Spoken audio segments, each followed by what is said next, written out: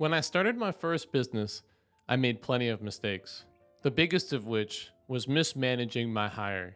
I had one employee and I did not utilize him to his fullest potential. So I wound up wasting money and wasting both of our time. I never gave him clear instructions on what it was that he was supposed to do because I didn't really know what he was supposed to do. I had never been able to succeed in figuring out what it was that I needed to do. So how was I supposed to tell him what he was supposed to do? I showed up with a bad attitude. I showed up with varying attitudes, with multiple different levels of pissed off to, it's all right, doesn't really matter. I set no real consequences for if the work that I required to be done wasn't done.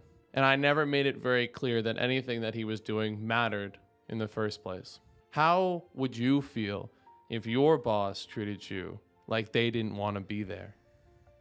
Like they just didn't care. I used to get really mad because I expected more from him. And I know he had great potential. But I never gave him a chance. I never gave him the opportunity to show his strengths. And I never made it so that his weaknesses weren't a problem. I realize now that the shortcomings that I had to do with synergy. Welcome to Learning to Be Human. I'm Benji, learning right along with you. In today's episode, we'll be talking about habit number 6, synergize, from the 7 Habits of Highly Effective People by Stephen Covey. In our past episodes, we've been talking about how to create a public victory, how to be better in a public setting in a way that allows you to be more cooperative, be more communicative, and be more pleasant when in everyday interactions with other people. The final habit of the public victory is synergize. To synergize means to have all bodies within the work, all parties within the work, able to use their strengths towards a common goal. By this I mean, on a sports team, you'll regularly have, let's say in football, the biggest guys might be slow, but they're quite good at stopping people from getting to the quarterback. Those kind of folks would be offensive linemen. And then you take the slightly smaller but faster ones and make them running backs.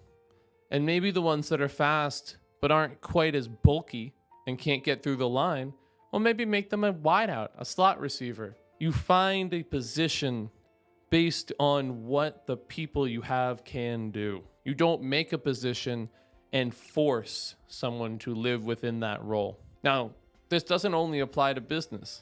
This applies to your home life. This applies to any sporting event, any team activity. Anytime you're in a group of people trying to get towards a common goal, the idea of synergy should be in your mind. Within the chapter, there is an example of, I believe he was quoting someone else. And it's this idea of an animal school, not animal farm, but an animal school, in which all the animals are there together, but they're all told to do the same things. So while the rabbit would get an A in running class, they'd get a D in climbing. And in their attempt to become better climbers, they would harm their feet and they would hinder their ability to be successful at running. They could not allow these individual animals to become the fast, flying, swimmers, whoever they were. They weren't allowed to be what they were good at. They were forced to be everything. They were forced to take on tasks that made it so that even the things they were good at became things that they were just okay at. A duck's feet, while running, the webs would fade between them and make its swimming score go down. And then you take a student that had an A, at least in one class, and now it's just C's and D's across the board. I bet a lot of you might have feel that this is the way you were treated throughout school.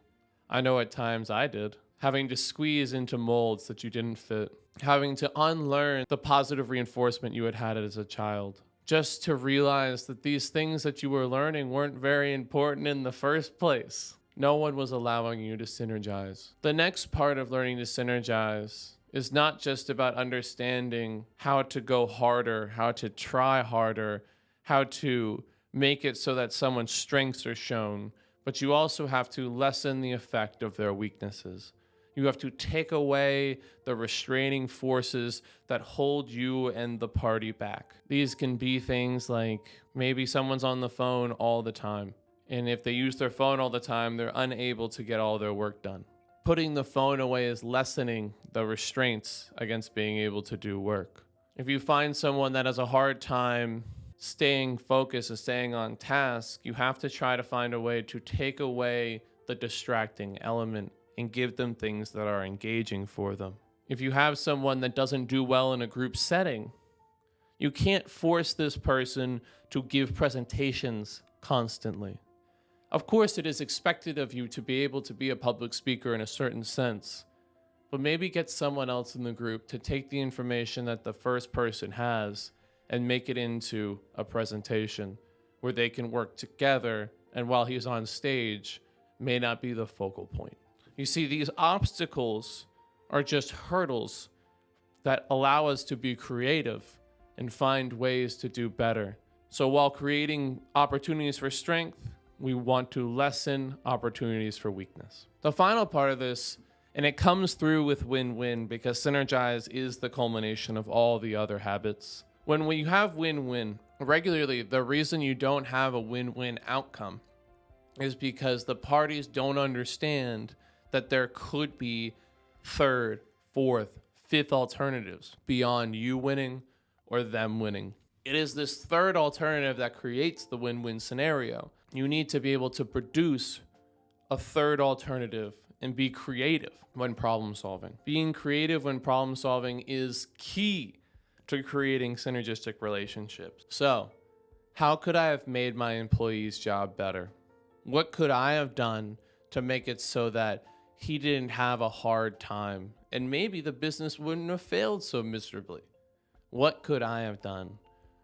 Well, one, I needed to recognize the fact that the person that I had hired was not a self-starter. And of course, you just tell them, we'll try harder, we'll do better, become a self-starter. No, he's a perfectly capable human being with lots of strengths. Unfortunately, being a self-starter is not one of them. And I easily could have put him in a better position with tasks that were already in progress so that he could have just continued the effort that would needed to be done for it, rather than trying to get him to come up with ideas on his own. Number two, he needed to be told what to do. This goes along with not being a self-starter. I didn't want to have to get up every day and tell him what to do. I thought he's smart enough, he's plenty good enough, he's just as smart as I am. Why the hell should I have to do anything? Of course, that's my job to do something. It's my job to lead as the business owner, as the one who put up all his money into this. It wasn't for me to give the reins away.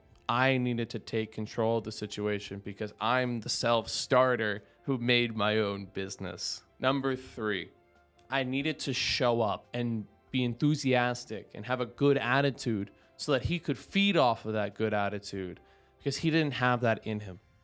He had talent, he had smarts, he had ability.